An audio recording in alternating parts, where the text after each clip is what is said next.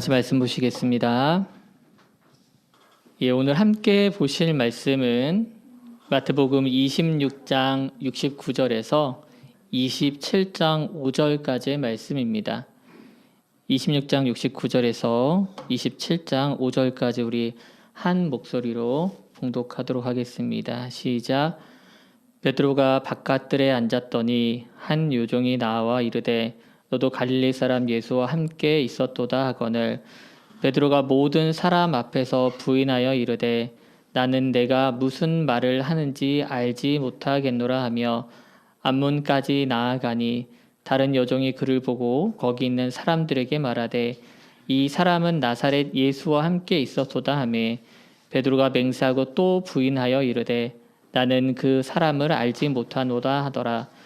조금 후에 곁에 섰던 사람들이 나와 베드로에게 이르되 너도 진실로 그 도당이라 내 말소리가 너를 표명한다 하거늘 그가 저주하며 맹세하여 이르되 나는 그 사람을 알지 못하노라 하니 곧 닭이 울더라. 이에 베드로가 예수의 말씀에 닭 울기 전에 내가 3번 나를 부인하리라 하심이 생각나서 밖에 나가서 심히 통곡하니라. 새벽에 모든 대제사장과 백성의 장로들이 예수를 죽이려고 함께 의논하고 결박하여 끌고 가서 총독 빌라도에게 넘겨주니라. 그때 예수를 판 유다가 그의 정죄됨을 보고 스스로 뉘우쳐 그 은 30을 대제사장들과 장로들에게 도로 갖다 주며 이르되 내가 무죄한 피를 팔고 죄를 범하였도다 하니 그들이 이르되 그것이 우리에게 무슨 상관이냐 내가 당하라 하거늘 유다가 은을 송수에 던져놓고 물러가서 스스로 목매어 죽은지라. 복음서는 예수님의 이야기입니다. 하나님의 아들로 오신 그분이 이 땅에서 하신 말씀과 사역을 우리는 세세하게 이 복음서를 통해서 살펴보고 있습니다. 그런데 복음서는요, 예수님만을 조명하지는 않습니다. 복음서는 예수님의 이야기이자 또한 우리의 이야기입니다.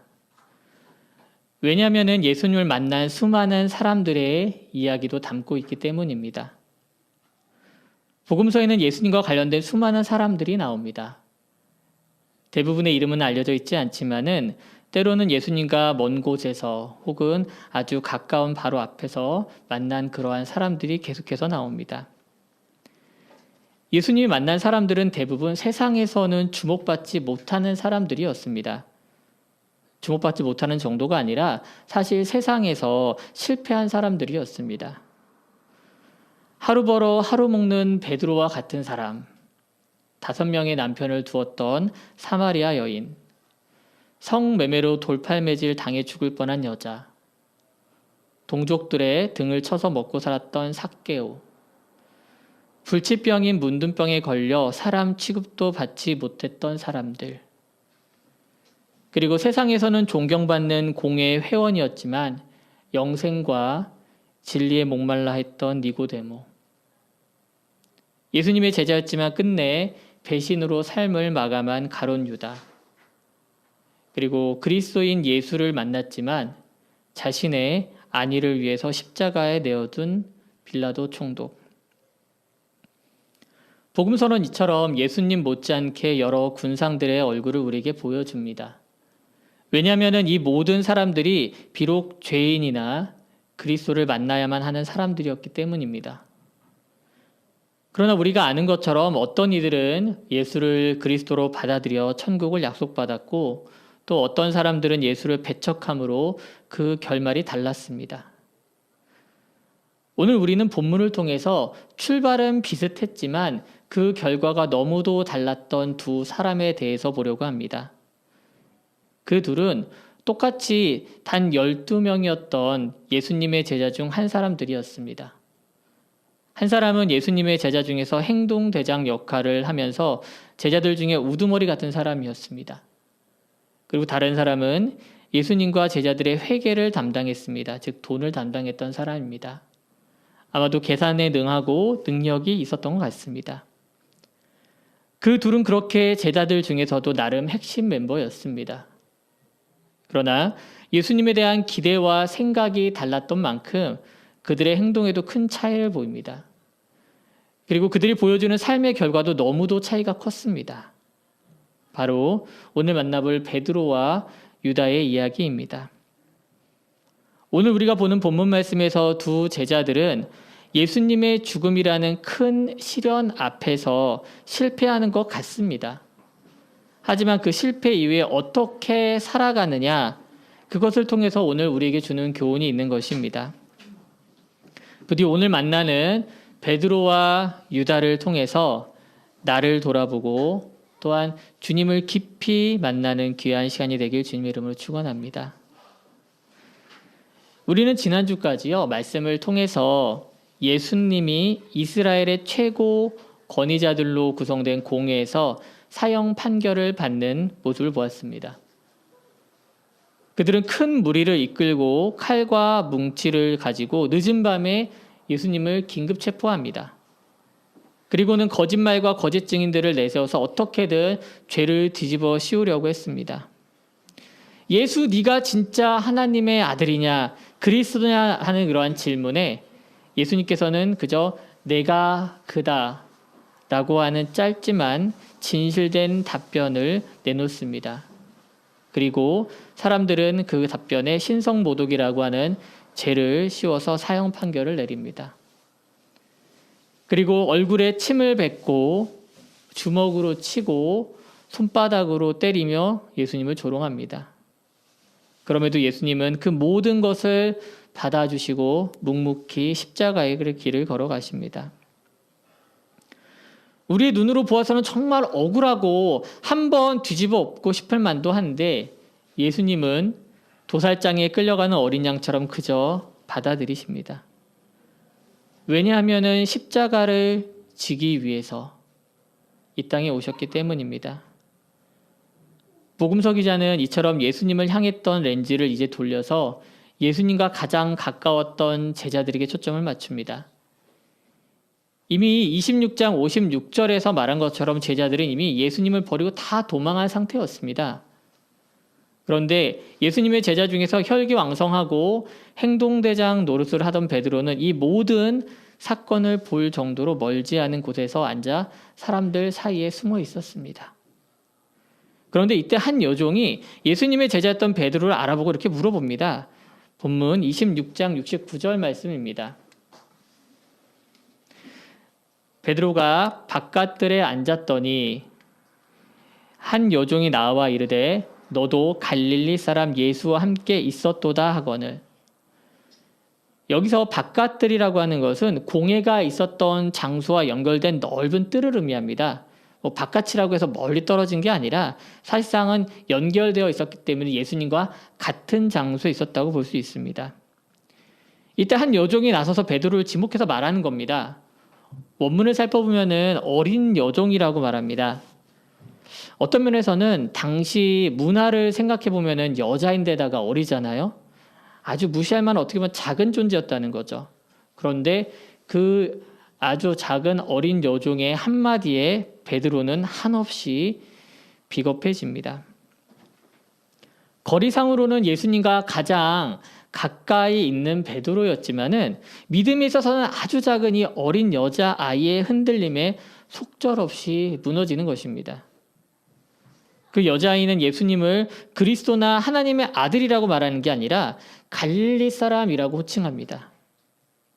한때 메시아로 추앙받고 유대 사회를 변혁할 만한 사람으로 여겨졌던 예수님을 그저 변두리 시골의 실패한 혁명가로 그런 깔보는 의미를 담고 바라보는 것입니다.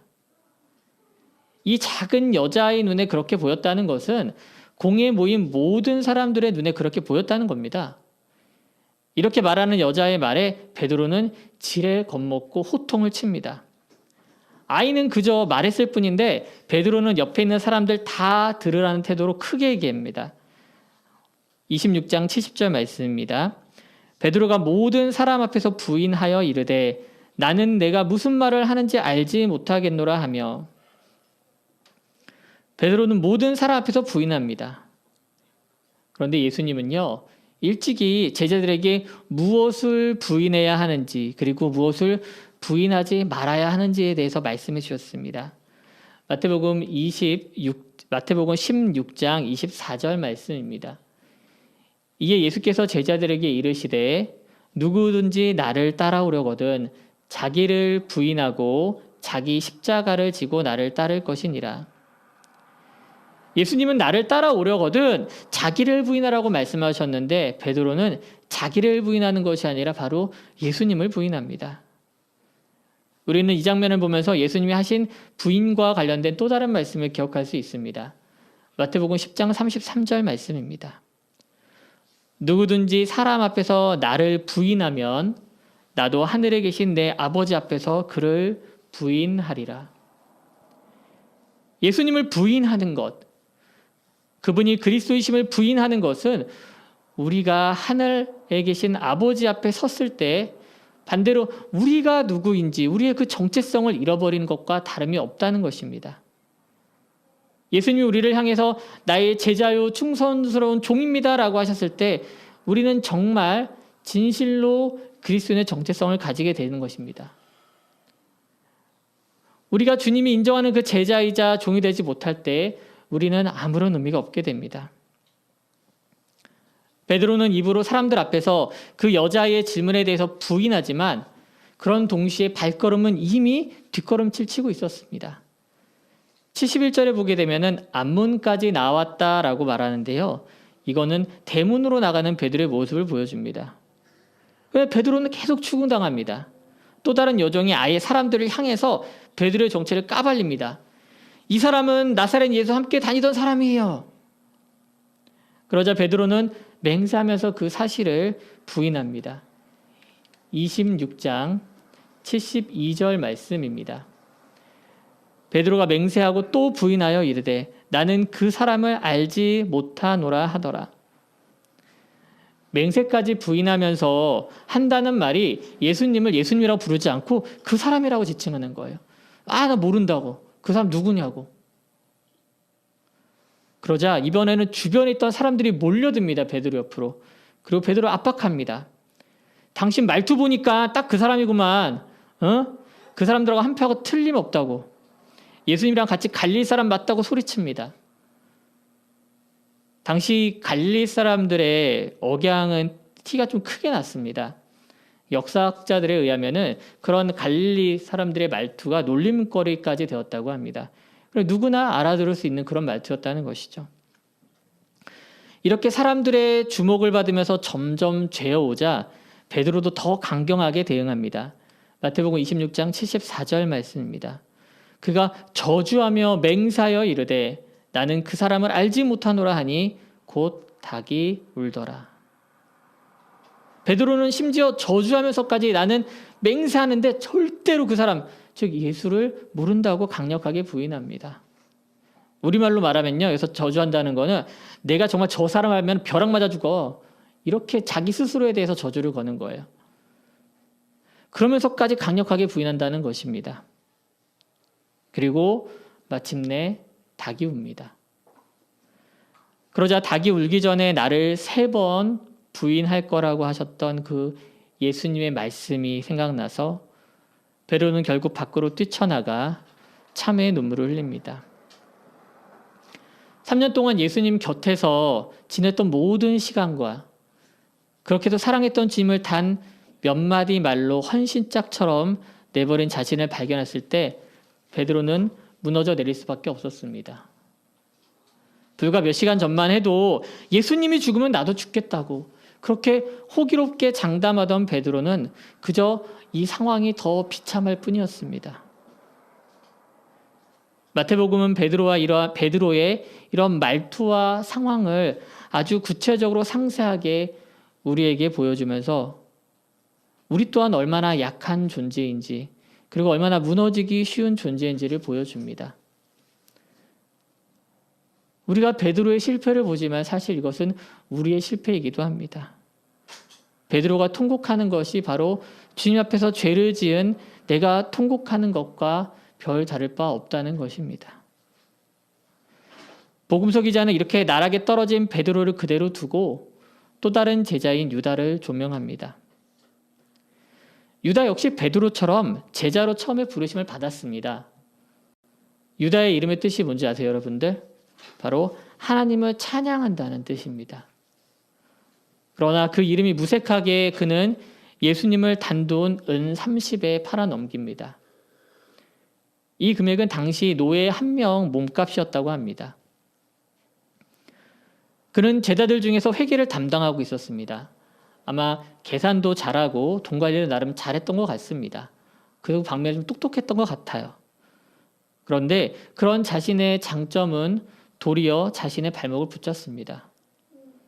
성경은 유다가 배신하게 된 때에 대해서 설명을 해주고 있습니다. 우리가 보고 있던 이제 마태복음 26장 앞절로 돌아가게 되면요, 6절부터 13절까지 예수님께서 베다니 지역의 문둥병자 시몬의 집에 방문하시는 내용이 나옵니다. 그런데 그때 한 여인이 매우 귀한 향유 한 옥합을 가지고 주님께 나옵니다. 그리고 그것을 깨트려서 주님께 부어버립니다. 그 장면을 지켜보던 제자들은 분개합니다. 성경에 분개한다고 나와요. 그 여자에게 무슨 짓이냐고, 차라리 그것을 팔아서 가난한 자들에게 주는 것이 훨씬 낫다면서 그 여인을 비난합니다. 요한복음은 그 장면을 통해서 유다의 태도를 조금 더 우리에게 자세하게 알려주고 있습니다. 요한복음 12장 4절에서 6절 말씀입니다. 제자 중 하나로서 예수를 잡아줄 가룟 유다가 말하되 이 향유를 어찌하여 300데나리온에 팔아 가난한 자들에게 주지 아니하였느냐 하니, 이렇게 말하면 가난한 자들을 생각함이 아니요 그는 도둑이라 돈꾀를 맞고 거기 넣는 것을 훔쳐 가밀어라. 가룟 유다는 그 여인이 부은 향유의 가치를 재빠르게 계산합니다. 300데나리온이면요 요즘 돈으로 3천만 원이 좋게 넘는 금액이에요. 웬만한 사람 1년치 연봉인 거죠. 정말 큰 돈입니다. 입으로는 유다가 얘기를 해요. 아니 그 돈으로 가난한 사람들을 도와줘야지. 하지만은 사실 속내는 따로 마음이 있었던 겁니다.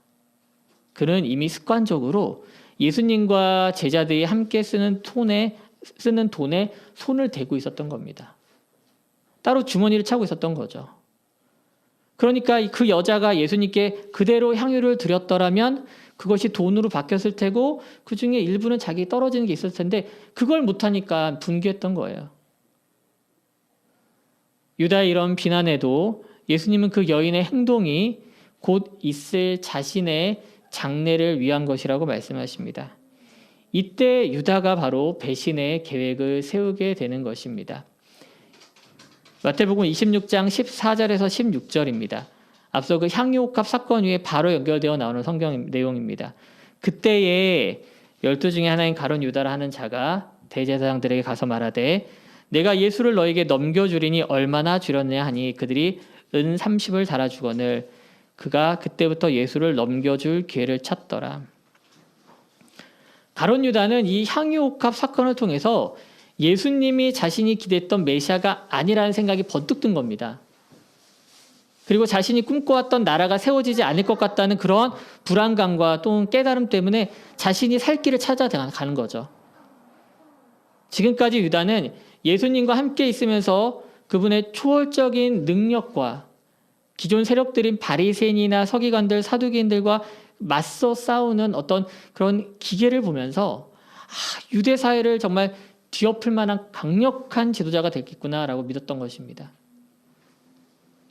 게다가 수많은 사람들이 예수님을 추종하면서 그 자신들이 가진 것들을 아낌없이 내놓는 걸 보면서 그 중에서 자기의 것을 지금까지 슬쩍슬쩍 해왔으니까 이대로만 가면은 예수님이 이 사회를 지배하게 되면은 나도 한 자리 차지하겠구나, 나도 한몫할 수 있겠구나라는 계산이 섰던 겁니다. 그런데 예수님께서 예루살렘에 입성하신 후에 예수님의 계획을 듣자마자 유다는 정신을 차리게 됩니다. 왜냐하면은 왕의 자리에 앉겠다는 게 아니라 십자가 위에서 죽어야겠다라고 하는 예수님의 계획은 자신이 지금까지 기대했던 것과 너무 다르기 때문이었습니다. 어떻게 살아서 사람들을 동원하고 선동해서 유대 사회의 우두머리가 되고 나아가서 로마의 권력과 싸워서 독립해야 되는데 도리어 죽겠다고 하는 이 예수님의 발언과 결심에 마음을 완전히 돌린 겁니다. 유다는 재빠르게 대제사장들에게 찾아가 예수를 넘기겠다고 말하면서 얼마를 쳐줄 건지 계산부터 합니다. 그들의 제안은 단돈 은 30이었고 유다는 그것을 수락합니다. 유다의 눈과 계산에 예수님의 가치는 그 정도였던 것입니다. 성경에는 나와 있지 않지만 아마 유다는 처음부터 이 예수라는 신흥 지도자를 따를 때부터 계산을 쓸 겁니다. 이 사람을 따르면 조금만 고생 좀 하면은 분명히 대박 날 거라고, 자신에게 큰 도움이 될 거라고 말입니다. 마치 사람들이 몇 년 전 유행했던 어떤 비트코인에 빠져서 열광하고 또는 뭐 숨은 진주 같은 주식 등을 찾아서 그걸 가지고 있으면 내가 오르겠지라고 어떤 그런 기대감을 갖는 것처럼 말입니다. 지금도 우리는 많은 사람들이 종교를 마치 죽음에 대한 보험처럼 생각하고 가입하는 상품쯤으로 여기는 것을 봅니다. 죽은 다음에 어떻게 될지 모르니까 일단 예수보험 하나 가입하고, 혹시 또 모르니까 교회 사람들은 얘기 안 하고 다른 종교 보험에 가입했을지도 모릅니다. 아니면은 교회를 통해서 자신의 이득을 챙기려고 들어오는 경우도 우리는 종종 합니다. 그래서 큰 교회로, 대수로 불리는 그런 교회로 찾아가는 것일지도 모릅니다. 그런 걸 보면은 참 우리 교회처럼 소위 나한테 콩고물 하나 떨어질 거 없고 괜히 뭐 일만 해야 되는 거 아닌가 싶은 이런 작은 교회 오시는 여러분들 참 대단한 것 같습니다. 어쨌든 이런 스토리를 가졌던 유다는 마태복음 27장으로 넘어가면서부터 정신을 차리게 됩니다. 마태복음 27장 3절에서 5절 말씀입니다. 그때에 예수를 판 유다가 그의 정죄됨을 보고 스스로 뉘우쳐 그 은 30을 대제사장들과 장로들에게 도로 갖다 주며 이르되 내가 무죄한 피를 팔고 죄를 범하였도다 하니 그들이 이르되 그것이 우리에게 무슨 상관이냐, 내가 당하라 하거늘 유다가 은을 성소에 던져놓고 물러가서 스스로 목매어 죽은지라. 성경은 유다가 스스로 뉘우쳤다라고 말합니다. 그리고 자신이 받았던 은 30을 도로 대제사장들과 장로들에게 가져다 주면서 무죄한 예수를 넘기는 죄를 범했다고 고백합니다. 그런데 그들의 태도는 싸늘합니다. 그게 우리랑 무슨 상관이 있냐는 겁니다. 그건 네 문제라고 하는 거죠. 그러자 유다는 결국 그 돈을 성소에 넣고 스스로 목매어 죽습니다. 저는 이 장면을 보면서요, 죄가 이렇게 무서운 거구나라는 것을 알게 됐습니다. 요한복음을 보면은 최후의 만찬을 통해서 유다가 사탄에게 어떻게 사로잡힌지 그것을 좀 보여줍니다. 예수님께서 최후의 만찬 자리에서 이렇게 말씀을 하세요. 제자들 중에 나를 팔 자가 있다. 그러자 제자들이 다 동요합니다. 당연히 그럴 수밖에 없죠. 그 와중에 요한은 예수님께 조용히 누군지 물어보는데 예수님은 별 말씀하지 않으시고 징표로 유다에게 떡 한 조각을 줍니다. 그리고 그 조각을 받아든 후 곧 사탄이 유다 속에 들어갔다고 성경은 말해줍니다. 예수를 팔아넘기겠다는 사탄의 게임에 빠진 유다는 마침내 그 일을 실행합니다. 그러나 이내 회개하고 그 작당을 같이 한 사람들에게 찾아가지만 그들은 입을 싹 닫고 유다에게 네가 다 뒤집어 쓰라는 말만 듣습니다. 여러분, 죄가 이렇게 무섭고 잔인합니다. 사탄은 우리를 꼬드겨서 실컷 죄를 저지르게 하고는 그 뒷감당을 온전히 우리에게 뒤집어 씌웁니다. 죄를 저지르고 나서 깨달은 후엔 내 옆에 아무도 없고 나를 그 자리에 밀어넣었던 죄는 저만치 떨어져서 나 몰라라 한다는 겁니다. 이 모습을 우리는 곧 나올 빌라도에게서도 찾아볼 수 있습니다. 마태복음 27장 24절 말씀입니다. 빌라도가 아무 성과도 없이 도리어 밀란이 나려는 것을 보고 물을 가져다가 무리 앞에서 손을 씻으며 이르되 이 사람의 피에 대하여 나는 무죄하니 너희가 당하라. 이스라엘 백성들의 성화로 예수님을 십자가 처형의 판결에 놓고는 빌라도는 무리들 앞에서 물을 가져다가 손을 씻는 퍼포먼스를 보이면서 나는 일에 아무런 책임이 없다고, 이 결과에 대해서는 너희가 다 감당하라고 쓱 빠져나오는 것을 우리는 볼 수 있습니다. 이것이 바로 죄의 실체이고 본 모습입니다. 오늘 우리는 실패한 두 제자를 보았습니다. 두 제자 모두 예수님이 자신들의 기대와 달리 묵묵히 죽음의 길을 걸어가시는 것을 보고 실망을 넘어서 배신하는 모습을 우리는 지켜보았습니다. 베드로는 통곡하면서 자신의 죄를 깨닫습니다. 유다 역시 오늘 본문을 보는 것처럼 자신의 범죄를 고백합니다. 하지만 이 두 명의 결과는 잘 아시는 것처럼 너무도 달랐습니다. 죄 앞에 나가서 죄를 고백한 유다는 더 이상 구원받을 것이 없다는 절망에 스스로 삶을 마감합니다. 유다는 회개한다고 해놓고 엉뚱한 곳에 가서 죄 앞에 가서 죄를 고백합니다. 죄 앞에 가서 그 죄를 회개합니다. 그 죄를 부추긴 죄 앞에서 회개하는데 그게 무슨 소용이 있겠습니까? 베드로는 도리어 이 장면에서 직접적으로 회개했다는 말은 나오지 않지만 자신의 잘못을 깨닫고 그 이후에 다시 다른 제자들과 함께 있다가 부활하신 주님을 만나게 됩니다. 그리고 3번이나 부인했던 자신의 죄악을 예수님께서 직접 치유해 주시는 체험을 하게 됩니다. 전승에 따르면 베드로는 복음을 전하다가 순교했다고 합니다. 당시 처형법에 따라서 예수님처럼 십자가형을 당하게 되었는데 베드로는 예수님을 생각하면 예수님과 똑같이 달릴 수 없다고 도리어 자신을 거꾸로 매달아 달라고 했다고 합니다.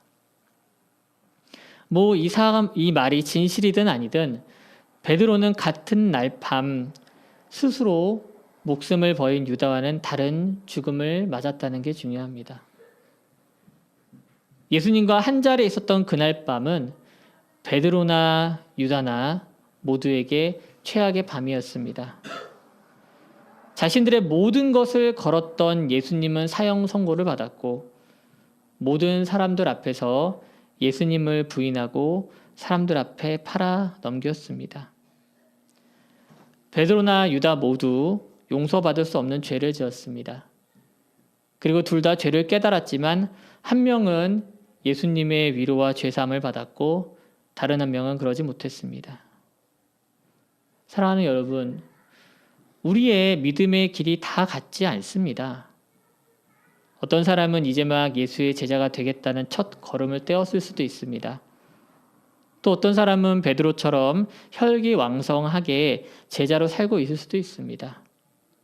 어떤 사람은 오늘 본문에 나오는 깊은 밤에 시간을 지나는 베드로와 유다 같은 상황일 수도 있습니다. 우리는 시시때때로 죄의 유혹과 싸우고 때로는 넘어지기도 합니다. 하지만 그 가운데 우리가 베드로와 유다를 통해서 예수님만을 의지하는 결단하기를 원합니다. 베드로라고 해서 죄에 넘어지지 않은 것이 아닙니다. 아주 철저하게 실패하고 넘어졌습니다. 모든 사람들 앞에서 맹세하면서 예수를 부인했습니다. 그럼에도 불구하고 예수님은 십자가 보혈로 다시 일으켜 세우십니다. 그 사랑과 은혜가 우리에게도 차별 없이 부어지심을 믿으시기 바랍니다. 우리의 죄악보다 더 크신 주님의 사랑과 은혜가 우리를 덮고도 남는 줄 믿으시기 바랍니다. 그 믿음으로 깊은 밤을 이겨내고 밝아오는 부활의 기쁨을 누리며 사는 저와 여러분이 되길 주님의 이름으로 축원합니다. 아멘.